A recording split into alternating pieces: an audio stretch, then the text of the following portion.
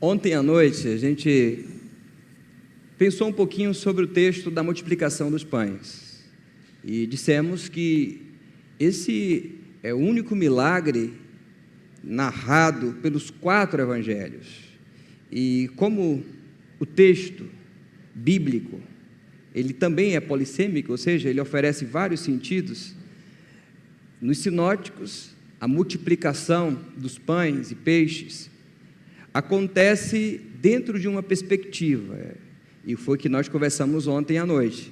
Nós dissemos que os discípulos estão voltando de uma missão, uns 12, e tem que lidar com a experiência da morte de João Batista. Eles sepultam João Batista, que foi decapitado, e Jesus, vendo que os discípulos estão cansados da jornada que eles fizeram, e também que eles estão emocionalmente afetados pela morte de João Batista, Jesus os convida a atravessar o mar e ir para o outro lado do lago, subir ao monte e ali encontrar um lugar mais deserto, um lugar onde não tem muita gente. Parece que o plano de Jesus não deu certo, porque a multidão seguiu Jesus, acompanhou Jesus e os discípulos, e quando Jesus chegou lá, neste lugar que seria o refúgio de paz, tranquilidade, sossego por alguns instantes, não foi possível, porque a multidão já estava por lá. E Jesus olhou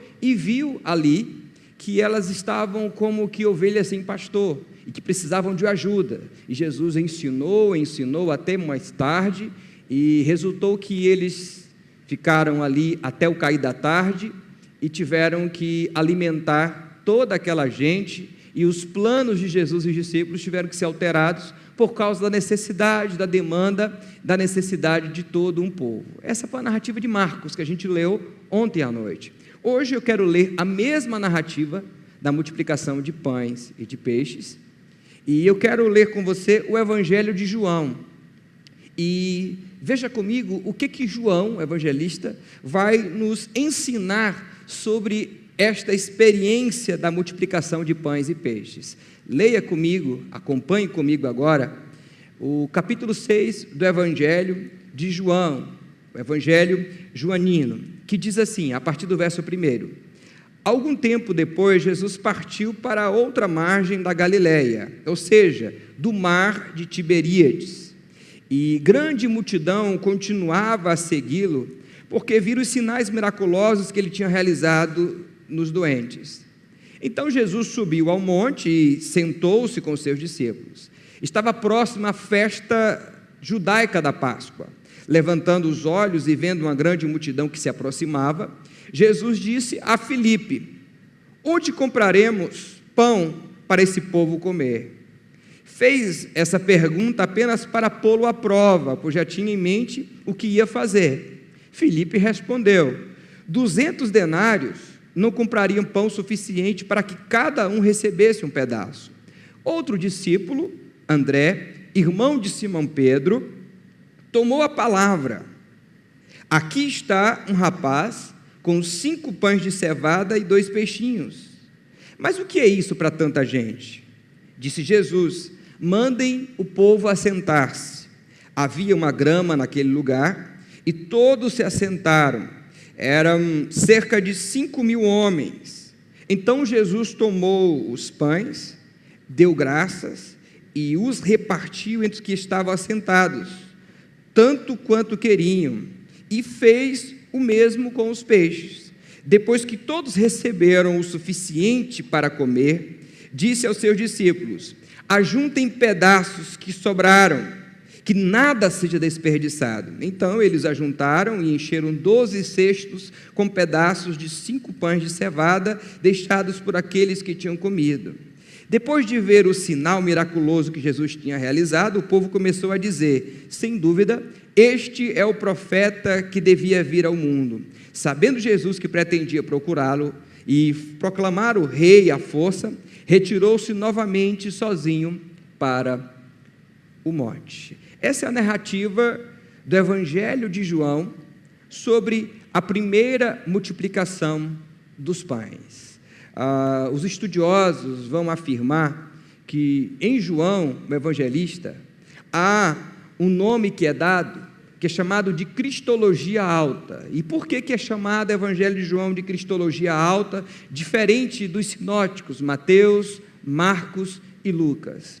Porque em João, Jesus, ele é o Deus encarnado. Você deve lembrar que o Evangelho de João começa dizendo: no princípio era o Verbo estava com Deus e o Verbo era, de fato, o Verbo era Deus. Então, para João, Jesus é Deus. Os evangelhos sinóticos, eles vão contar relatos, experiências sobre a vida de Jesus, da sua comunidade, os dilemas, os conflitos, as curas, os milagres miraculosos de Jesus. João, ele se detém a falar sobre o Cristo de Deus, o Jesus que é Deus, que veio ao mundo para cumprir a promessa de Deus de resgatar-nos do pecado, da maldição da lei. Aqui no Evangelho de João, a multiplicação de pães e peixes, alguns fatores se destacam, diferente dos evangelhos sinóticos. E eu quero aqui trazer alguns desses fatores que se destacam como exemplo para a minha vida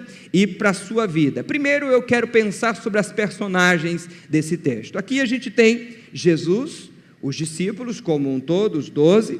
Aqui a gente tem a multidão, que se antecipa a chegada de Jesus aqui no lugar onde ele queria chegar, atravessando o mar de Tiberíades, o mar da Galileia. Aqui nós temos Felipe, que ganha notoriedade no texto.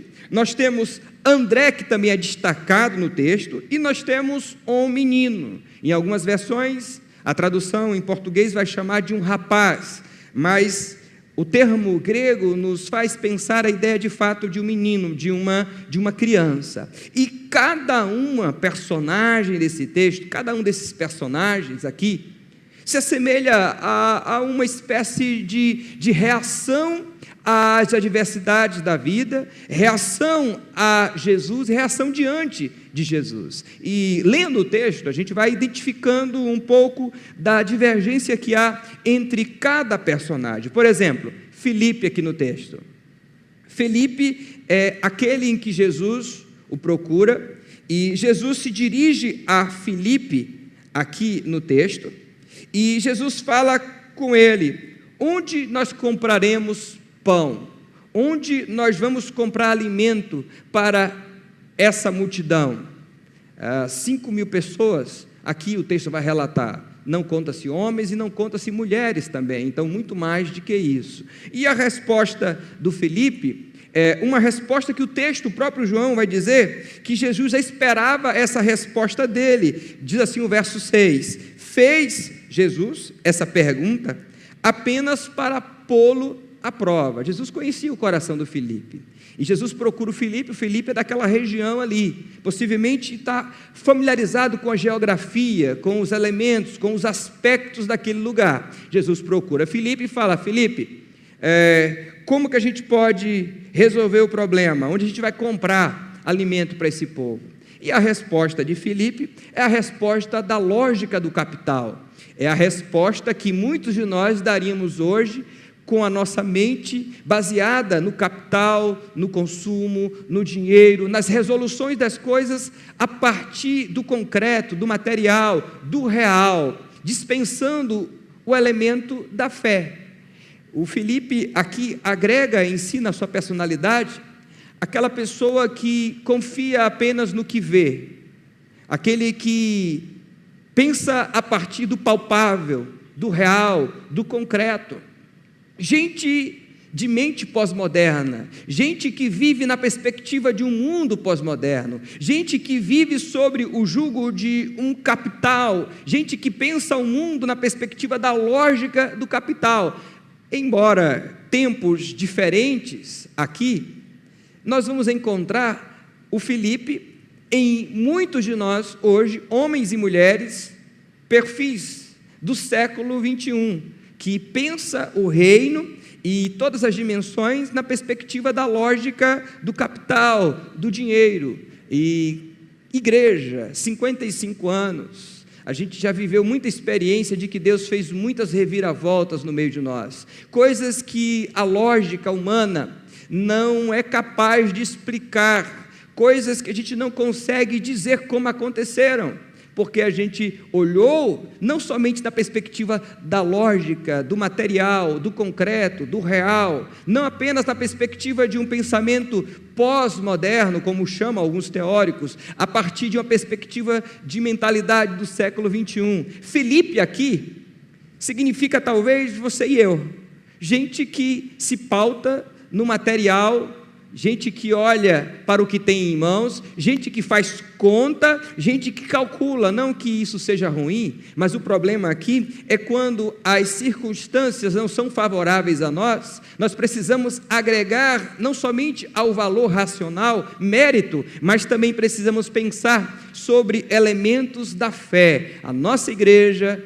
precisa continuar pensando também sobre a perspectiva e sobre a dimensão da fé. Esse é o Filipe, é o perfil de muitos de nós hoje no século 21. Mas aí o evangelista João também vai nos apresentar no verso 8 um outro perfil, um outro estereótipo, um outro jeito de resolver problemas, uma nova perspectiva que é diferente da perspectiva do Filipe, que é o André.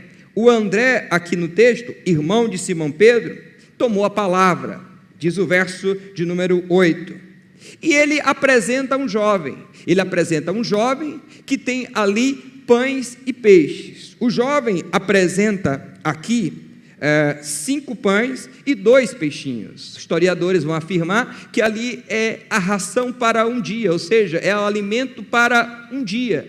E aquele menino está ali. E note comigo que o João é o único evangelista que vai descrever a forma, pães de cevada, não de trigo, que era, mostrando aqui o João, a condição do menino, da multidão, do povo, que era um povo pobre, né? O pão era de cevada, não era o pão de trigo como alimento dos nobres, e aqui vai descrever que o peixe era peixe, no termo grego é frito, é o peixe já pronto para comer, para se alimentar, para partilhar, que é o caso aqui do texto. O André encontra esse menino e leva até Jesus. Olha comigo, o André não levaria a Jesus 5 pães e 2 peixinhos, apenas simplesmente para dizer, olha, aqui tem uma coisa que eu achei. Não, ele leva e apresenta para Jesus, aos discípulos, este menino, porque ele vê solução,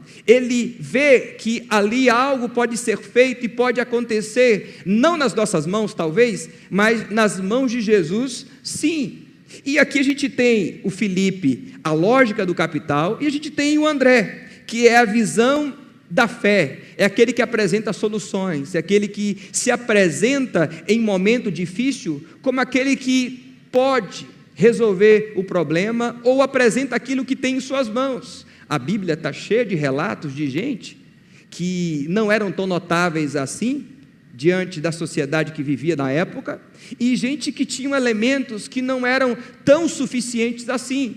Por exemplo, a varinha do Moisés, que tocou e abriu o mar vermelho, aquele instrumento, não é, que o Davi usou para derrotar o gigante Golias, são elementos inexpressíveis diante da realidade do todo que se mostrava ali, mas que foram capazes de, estando nas mãos certas, fazer algo extraordinário.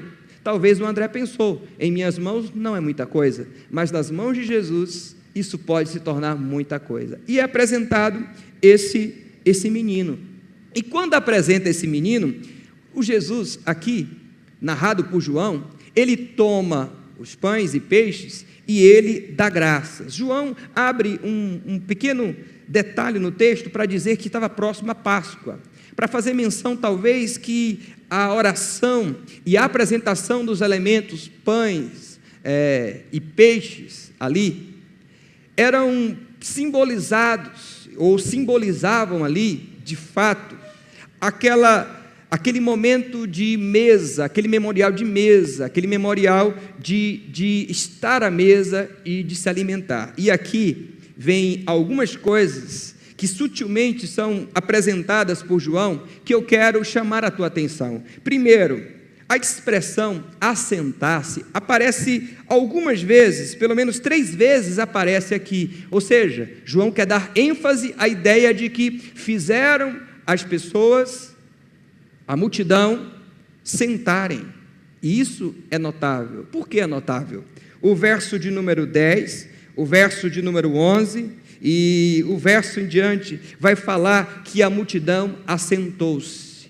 Isso é notável. Por quê? Porque uma multidão de gente que era escrava e gente pobre, eles comiam em pé, eles não se assentavam à mesa para comer. E quando manda assentar, Jesus traz à tona a dignidade do ser humano de sentar-se, de estar ali. E diferente dos sinóticos, aqui dos evangelhos sinóticos, Jesus, nesse texto aqui, narrado por João, Jesus, ele está mostrando algo diferente, porque Jesus é que está servindo. Nos sinóticos, os discípulos servem, partilham aqui. Mas no texto de João, não, é Jesus quem toma os peixes, os pães, é Jesus quem dá graças, e é Jesus quem partilha, é Ele quem partilha do pão, é Ele quem partilha do peixe, é Ele que vai partilhando entre as pessoas. Por que João faz isso? João está mostrando que Jesus está trazendo a dignidade ao ser humano. Jesus está olhando para uma multidão e dando a elas a visibilidade que elas não tinham diante da sociedade, o direito de assentar-se, o direito de ser servido ao invés de servir, porque eles viviam na comunidade que eles serviam, agora eles estão sendo servidos por Jesus. Eles agora estão aqui vivendo essa realidade de alguém que está dando valor, olhando para eles e cuidando deles neste momento. Nós temos o perfil de Felipe, a lógica do capital, do concreto, do real, do cálculo. Nós temos o perfil do André, a visão de fé que apresenta soluções. Nós temos o perfil do menino, que é o doador, é aquele que dá, é aquele que entrega, é aquele que dá o pouco que tem, o instrumento que tem, o pouco que ele tem, ele coloca nas mãos do André, que leva até Jesus. E nós temos o perfil do povo que não é olhado, não é sentido, não é percebido e que Jesus traz dignidade para cada uma das pessoas que estão ali. E é lindo no texto o João colocar uma criança que não era notada, não era percebida, não era sentida, para ganhar notoriedade, para ganhar visibilidade, para mostrar que a partir do estigma de uma sociedade, a gente pode vencer com um olhar de amor, com um olhar de fé, com um olhar de misericórdia, com um olhar criterioso do Cristo Jesus, que vai diagnosticando o ser humano na alma, encantando com a sua retina e percebendo cada detalhe do indivíduo, tanto na sua forma de expressão de vida, como no seu interior, no seu jeito de ser também. Esses destaques que faço desses perfis, dessas personagens, são interessantes para pensarmos sobre qual o nosso perfil de igreja hoje. Você que está em casa, você que está no trabalho, você que está assistindo, vocês que estão aqui com a gente participando desse culto também, qual o teu perfil de igreja? 55 anos é tempo de celebrar, é tempo de contar as bênçãos de Deus, como os discípulos fizeram, é tempo de olhar para o presente e lamentar também o presente, mas também é tempo de avaliar o nosso perfil de igreja, como eu sou, como eu estou, de que maneira me comporto, quais os elementos que são agregados à minha fé, a mim. Talvez você seja o Felipe, eu tenho o perfil do Felipe, a lógica, o olhar, o cálculo, não dá, talvez até aquele perfil pessimista, não vamos conseguir, não vamos chegar lá, não vai dar certo. Ou talvez você seja o André é quem encaminha soluções, o André é aquele que leva pessoas a Jesus, o André é aquele que apresenta uma solução para um problema específico, mas que também é aquele que é carregado no seu interior de fé, porque se não fosse não levava o menino. E nós temos o menino é o doador, é aquele que dá, é aquele que se entrega, é aquele que dá o que tem. Nesses 55 anos de igreja, nós temos esses perfis entre nós. O da lógica, do cálculo, que é guiado pela matéria, pelo palpável, pelo real. Nós temos a visão de fé, o que apresenta soluções. Nós temos o doador e nós temos aqueles que enxergam os outros, a multidão como Jesus, e que os trazem ao cenário para que sejam olhados, percebidos, para que tenham notoriedade e visibilidade. Você é o doador? Você tem se doado? Porque se você não tem sido o doador, não tem pensado sobre isso, dá para rever o nosso jeito de caminhar. Afinal de contas, a nossa igreja seguirá 56, 57, 60, 80, enfim, até quando Cristo Jesus voltar. Você tem sido o doador? Você tem doado o seu tempo, a sua vida, a sua capacidade intelectual, os seus bens, tudo isso a serviço do reino, colocado nas mãos de Jesus? Porque se não tem feito isso, é bom a gente pensar e rever. Ou você tem sido aquele que só é guiado pela lógica da sociedade pós-moderna, da mentalidade, do jeito de pensar da sociedade. Ou você pode ser aquele que caminha pessoas, apresenta gente para Jesus. Todos os dias vai trazendo gente, é o perfil evangelista, é o perfil que busca soluções, é o perfil que quer saber das coisas. O texto vai dizer que o André, aqui, ele tomou a palavra, é a expressão usada no verso de número 8, no finalzinho do verso 8. O André tomou a palavra, o André, ele falou, não precisava se destacar e nem falar, mas ele falou e ele apresentou solução. Nós temos vários problemas, dificuldades em nossa comunidade de fé, em nossa igreja. Eu tenho certeza que você pode fazer uma lista aí de várias coisas que você olha, que você percebe que podem mudar, que não estão certas, que podem ser corrigidas, avaliadas de outra maneira. Eu sei que você tem uma série de críticas, como eu tenho também, cada um de nós temos nossas críticas sobre a igreja local, o jeito de se caminhar, o jeito de lidar com as coisas, as lideranças, a forma como as decisões administrativas são tomadas. Você tem, sim, tem essa lista aí que você pode fazer nesse momento. Mas ser doador é ser parte da solução daquilo que você vai listar. Também apresentar-se como solução para o problema e apresentar gente para que possam somar para a resolução do problema também é viável, é importante, é salutar pensar sobre isso. Então, pense comigo agora, você como igreja, Primeira Igreja Batista de Eunápolis, qual o seu perfil, quais desses perfis listados aqui você se encaixa? Porque a partir daí, você pode traçar um novo jeito de caminhar, para que a gente possa aqui, no próximo aniversário nosso, em 2021, nos nossos 56 anos, eu te fazer essa mesma pergunta e você avaliar de forma diferente e pensar de modo diferente também. André vê a possibilidade da partilha no pouco. Você tem feito isso? O André vê a possibilidade daquele que ninguém enxerga, ninguém percebe, ninguém vê. O André aqui, ao invés de lamentar, ao invés de provocar discussões, o André é aquele que encontra a solução. Você é o que provoca discussões? Você é o que comenta nos bastidores as dificuldades da igreja local? Ou você é aquele que encontra a solução? Olha só, eu estou te falando do texto bíblico.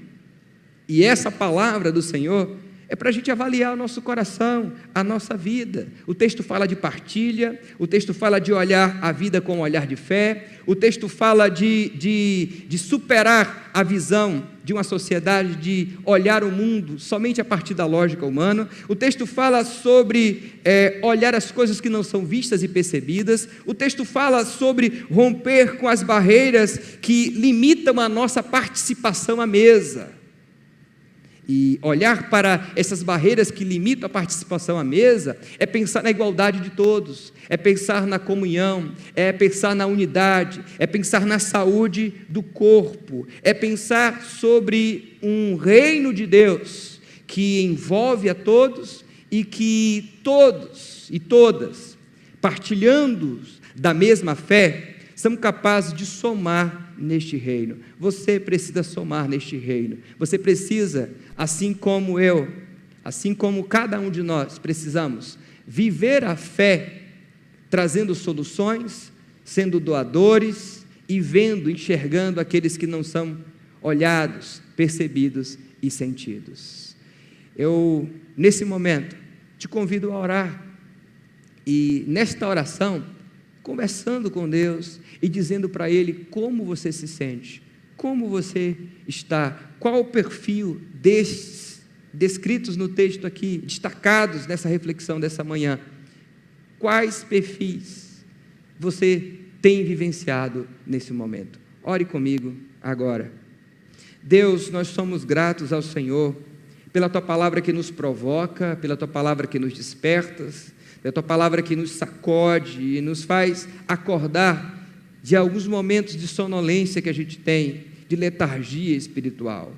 Deus, nesta hora nós buscamos robustez para a nossa fé, nós buscamos sobriedade para as nossas decisões, nós buscamos serenidade para o nosso coração, nós buscamos força para o nosso jeito de caminhar, força não de nós mesmos, mas força em Deus. E nesta hora, esses perfis que o texto vem apresentando para nós, muitos de nós nos enxergamos, meus irmãos, os amigos que participam com a gente desse culto, perceberam também.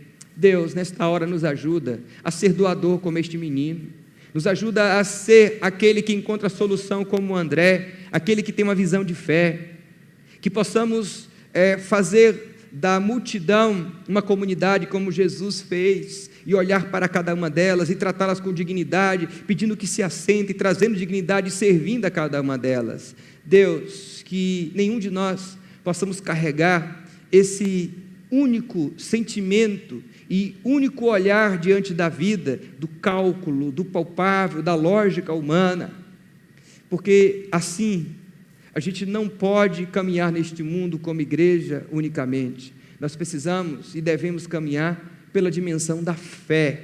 O justo viverá da fé, diz a Tua palavra. Essa fé que nos faz enxergar o invisível, essa fé que nos faz pensar no outro e ir além de nós mesmos, essa fé que nos faz pensar um reino de Deus possível a um mundo disfuncional, essa fé que nos traz aqui hoje para celebrarmos 55 anos, na perspectiva e na consciência de que o Senhor Jesus, o nosso Deus, continuará presente, ajudando a nossa igreja e nossa caminhada. Abençoa os meus irmãos e irmãs, cuida de cada um de nós, é a oração que te fazemos em nome do Senhor Jesus. Amém.